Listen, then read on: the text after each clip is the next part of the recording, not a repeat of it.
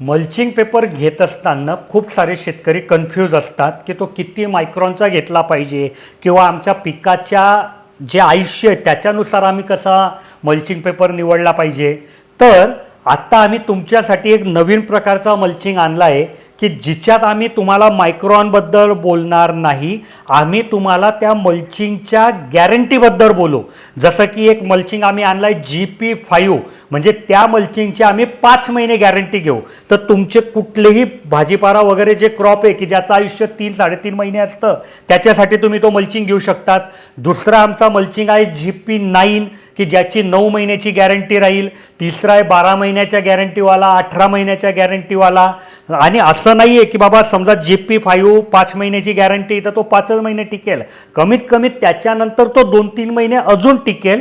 पण शेतकरी दादांना त्यांच्या पिकाच्या जे आयुष्य आहे त्याच्यानुसार मल्चिंग पेपर निवडता यावा म्हणून आम्ही ही कन्सेप्ट तुमच्यासाठी आणतोय। आणि ते जेव्हा आम्ही गॅरंटी घेतोय तर क्वालिटी मेंटेन करणं आमच्यावर बंधन होतं। तिथे बघा मी एक सॅम्पल आणलंय तुमच्यासाठी आणि हा टॉर्चचा प्रकाश त्यातनं पार होतो का मी तुम्हाला दाखवतो। तुम्ही पण हे बघा, बिलकुल व्हायला नको।